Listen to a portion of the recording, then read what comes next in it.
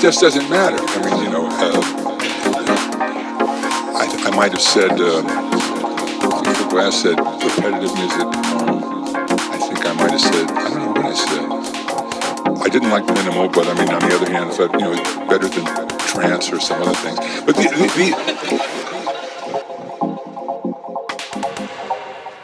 I didn't like minimal, but I mean, on the other hand, I thought, it's better than...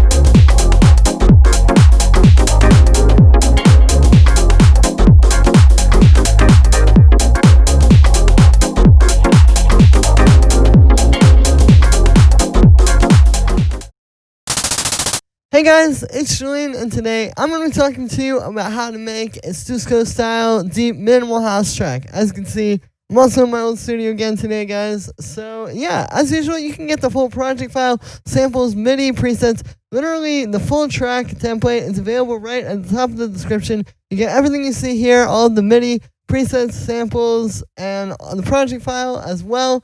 Link to that right at the top of the description. Like I said, this really helps to support me. And you can also follow along with the video. And let's dive in. So this is the full template. We're at 127 BPM. And the first thing we have up here is the low end bus, which starts with the kick.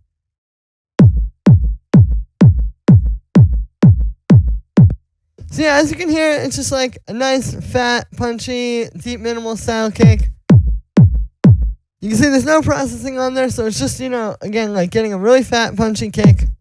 This is one that I've made.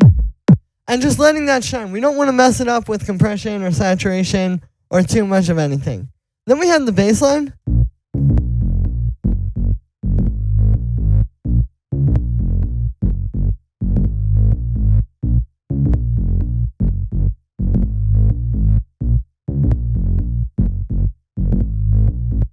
So as you can hear, this is kind of an interesting bass line. It plays a bit of a chord progression where we essentially go from A sharp, minor, down to F sharp major, and then G sharp major.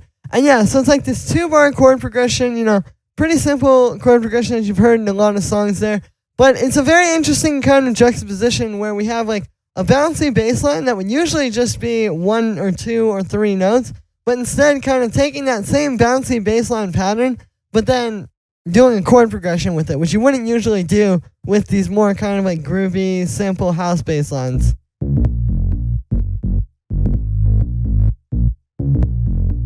So the way I recommend you write this type of bass line is you start with the rhythm. So like figure out what you want the groove to be with the kick. Like maybe it's like dun dun dun dun, like whatever that may be. Start that with just the one note. And then you can go and move things around. Like, like let's say we would have that. We can just take that and move it up there. And then once you have the rhythm, it's going to be a bit easier to actually write this progression. It also helps if you write the chord progression ahead of time. The other thing that you'll notice, this is a really good arrangement trick, is if you have a progression like this, especially like with this style of track where it's not usually going to be an actual chord progression, what you can do is kind of tease it in the intro. If you notice here, this part, and also in the outro where it's these different colored bass notes, I actually have it's literally just like that first bar of the progression. So it's kind of like not giving you the whole thing just yet. So then when we get here and it's giving you the full progression, it's a little bit more impactful. For the sound on that bass, so it's made with 2 layers. The idea here is we have a sub, and then this mid-range bass on top of it to just add a little bit more fullness and kind of some fatness to the low mid-range. So for the sub, it's made with operator, and it's 4 sine waves here. You can see they're all at the same octave except for the third one, which is 1 octave up. And then you can see on the last 2, we have these kind of like faster, pluckier envelopes. So what's happening here with those, if I turn this off, See how when I add those, you don't really hear them in the full sound, like that whole held out bass note. You don't really hear those, but you just hear it right at the start. They're just giving you that little like pluck to just make the bass a little bit punchier. And then for the mid layer, like I said, this is just making it a little bit more audible and keeping it so that, of course, we're still going to have that sub that has the nice low end to it. But also, now we have this layer on top, which isn't going to mess that up, but it can also add a lot of mid-range that we wouldn't get from the sub. So those are just two saw waves going into a bandpass filter, which is set there, just making it a bit deeper. We get the amp envelope like that. And then the only effect on the bass, as you can see, it's pretty fat coming out of the two synths. You know, this is definitely a case where layering takes the place of like saturation or anything like that, because the bass just sounds fat already. It doesn't really need anything. But we do have this being sidechained to the kick. And then on the group of those, you'll notice the only processing that we have is just this high pass filter, which is actually just for the intro. Just to make that kind of come in a little bit smoother. So then after that, we have the hi-hats. So starting with these main ones here, you can see we have this hi-hat, which is like a longer 909 hi-hat that I've shortened. And then it's being layered with this like... And you can hear when you put them together, you get this nice and very punchy hi-hat. And you'll notice that what I've done here is I have like this main hi-hat outside of this drum groove down here. So that's something that I've noticed recently is like a lot of times, you know, if you put your main hi-hat, and also you'll see the clap is like that as well. If you put those like main percussions in the group with the rest of your background percussions, it can actually start to get a little bit messy. Not even because there's any processing on the group, but just because of the fact that like you don't really want to be turning these up and down at the same time as turning up and down these background percussions. So I actually like to just keep these kind of like outside of any group and just let it be right there on top of the mix. There's also this hi-hat, just a shorter one for the intro and outro. And then we also have the clap.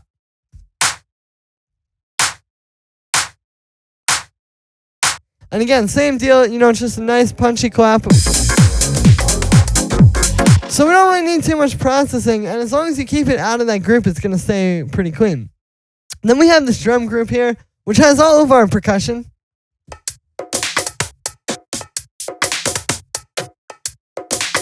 You can see there's a pretty good amount of it in here, so this is really what it comes down to. This type of percussion is not that hard. You can see everything is pretty much just like, you know, pretty straightforward with the processing. It's really just a matter of like, usually I start by setting up these,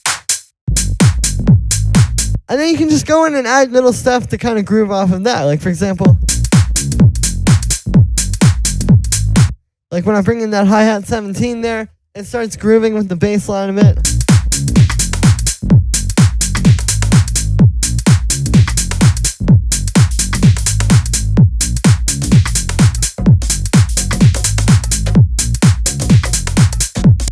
You can see, like, as we start to add each layer, it's just building up the groove more and more. So that's what you want to aim for. And then you just want to make sure that you have enough layers. I think it can be kind of tempting to start with just like one or two and move forward. But you really need to make sure you have a lot of different things bouncing around here. And they're kind of talking to each other too. Like how we have like these two kind of grooving. But then also like these bongos. And the bonus percussion, like it all kind of comes together. And then on the group of those, you can see we don't need to have any processing. So that's the thing. But then the reason why we have them in a group is because I still like to have it where you can just turn these all up and down at the same time rather than having them separate. Like, yeah, you want to kind of treat these as like one thing. The only other thing going on here also is just this little transition here. You can see we have that little moment in the track where everything stops. And then I just did this little bonus percussion, and then I have a reverb, which automates. I didn't like minimal, but I mean, on the other hand, it's like, you know, it's better. It just kind of like makes that fade out there. So like little things like that with the percussion, because with this style, we're not gonna have so many like big sweeping effects and like like snares. So just having like a little tiny thing like that in the break can really make that moment special, especially because we're already like almost 4 minutes into the track there. Then after that, we have our synths. So it starts with these stabs here.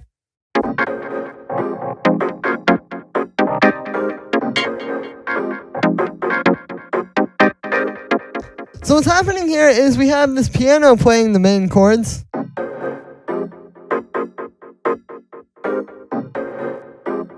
So that's that same chord progression I talked about with the bass line. You can see, so we have A sharp minor, which here it's an A sharp minor 9. We had that F minor, F sharp major, and G sharp major. Same progression as the bass line was playing. And then again, we've added some extra voices here, like those are major 9 chords. This is a minor 9. And this is actually a minor 9 as well. It just doesn't have that minor 7th. But yeah, so, pretty standard sort of jazzy thing going on there. Again, I talked about the progression earlier, but then what's happening is these other stabs are kind of just playing around that. If you look at the MIDI here, you'll notice they all kind of are like fitting into what's happening with that. So that's the idea here. You have this stack where you start with your main one. Like again, this is just a pretty straightforward like piano riff.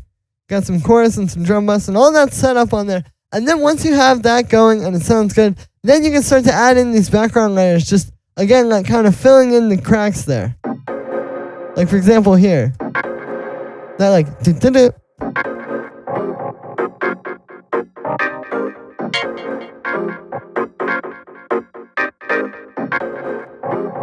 And then this one.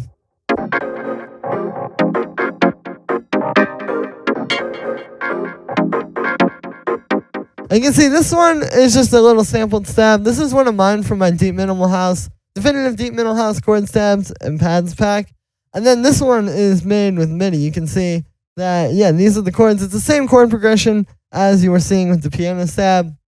And this is just 2 saw waves, a low pass filter with a bit of an envelope. Pretty straightforward sound.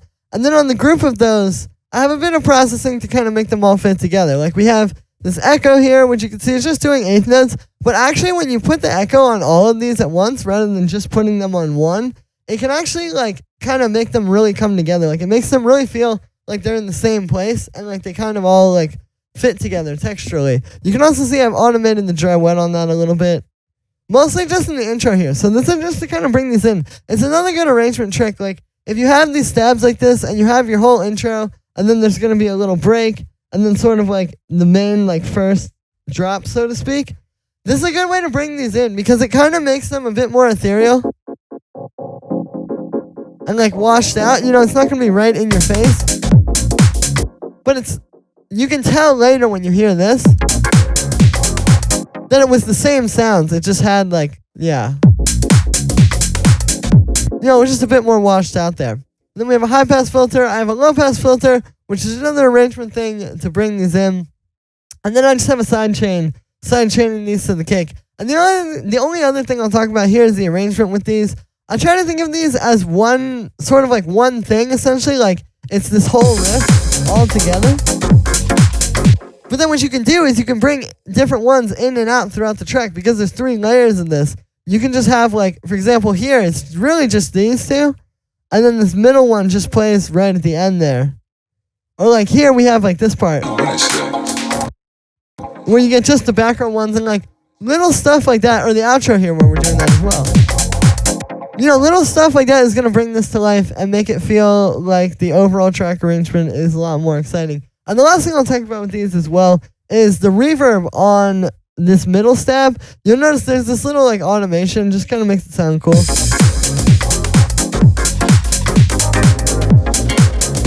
That's that. That's how you do that. It's just a reverb automation. Then we have this other sampled stab, which is another one of mine from my Definitive Deep Minimal House chords. And yeah, that just kind of comes in to finish out that little like pad groove, like if you hear it.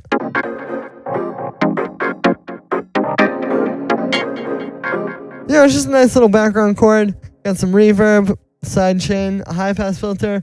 We have this organ here, which plays in the breaks. You can see there's a bit of automation with that as well. So this is just this flatliner organ. Got some drum bus to make it a little bit more crunchy and textured. And then, yeah, we're just low passing it. And there's also this volume automation, just bringing it in and then out there at the end. And then a high pass filter. The chord that's being played here is, it says A sharp minor chord. So if you take out this note, you can see it's literally just a basic A sharp minor in the most basic form, just the root note, minor third, and then the fifth. But then we also have a fourth added in here. So here's without that, and then with it. So you can hear that adds this nice kind of like jazzy feel to it. And it also adds a bit of tension too. It works really well because that's kind of the point of this in the mix, is to add this like almost like tension, like this layer just coming in. So if you can have like a note in there that's kind of adding to that effect, you know, it can be really powerful. And then the last synth that we have down here is this little bouncy chord. So what's happening here, this is actually pretty simple. It might look like kind of complicated MIDI, but all it is it's that A sharp minor 9 chord that I was using with the main chord progression. And then it bounces up an octave. So it's just da-da-da. But then also every first one, this chord goes to, that's just an F sharp major 9. So yeah, it's another chord from that chord progression. You just get that da-da-da, da-da-da, da-da-da, da-da-da. And yeah, this just, and then also at the end here, it goes to that G sharp major 9. Just like the chord progression does. But yeah, this just adds like a nice background synth. When I turn it off, you can see it's kind of missing something groovy. Like this is kind of at once a pad, but also rhythmic. The way this is being made, it's a pretty simple sound. You can see it's just with operator. It's mostly just this one sine wave here with a little bit of FM from the second one coming in. And then I have a low pass filter which has an envelope on it with a pretty high resonance. If I turn that off, you can see that resonance is a big part of the sound. And then it's just going through some chorus as well as a bit of echo and reverb. And just really washing it out. I have it being sidechained to the kick, and then there's a high pass filter, and then there's also a low pass filter, which is the thing that's bringing it in and out throughout the track. You know, you see this is pretty much always moving except for this one tiny moment here. And yeah, that's something important. You know, when you have a sound like this, of course, very repetitive, but you'll notice that no matter what, there's always something moving throughout the track. Even if it's just a low pass filter like this, you know, it's always going to keep this moving along, and it's never going to be exactly the same thing in two different spots of the track. Then after that, we really just have the effects. Now there's a few different interesting ones here, like there's these background sounds, which I just made with these two little vocal samples here, and then it's just going through like a low pass, which you can see that's got an LFO on it, so it's kind of moving it around, so it's not exactly the same thing. Kind of literally what I was just saying with that bouncy chord, like making sure that this has some movement on it, and it's not going to just kind of always sound exactly the same. I've got to go into some chorus. There's the grain delay, which is what adds that like thing. And then also some reverb. And yeah, these are just like nice little background things that you may not always even notice, but it adds a lot.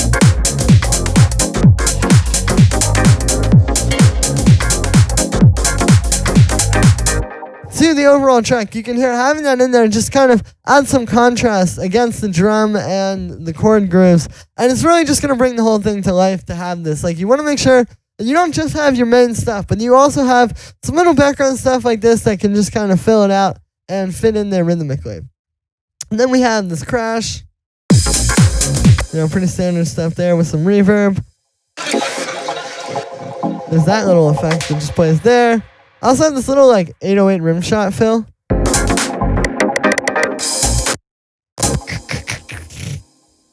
And then the last thing down here is the vocal sample, which if you recognize this vocal sample, I mean, it just doesn't matter. I mean, you know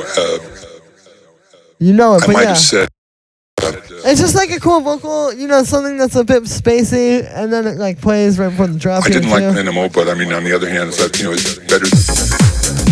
There's also like that cool kind of rhythm you get, because when he says better right before the drop, But, you know, it's better. it's like better, better, better with the delay, because it's the quarter notes. And then I've got some drum bus and a high pass filter. I definitely recommend like slower delays like this for vocals. And then over here, I did this little chop where, You can see there's that little fill on the crash. You know, better than trance. So it just plays the same thing as that, you know, just doing little cool stuff with the vocal sample to bring it to life and make it a bit more exciting.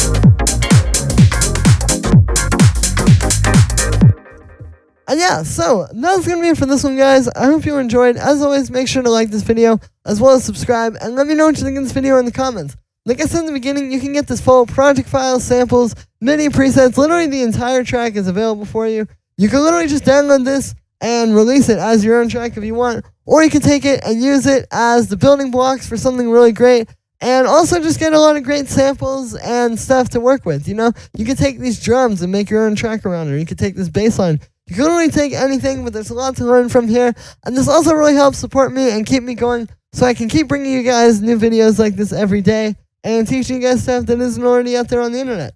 Thank you so much, everybody, and I will see you tomorrow with another video.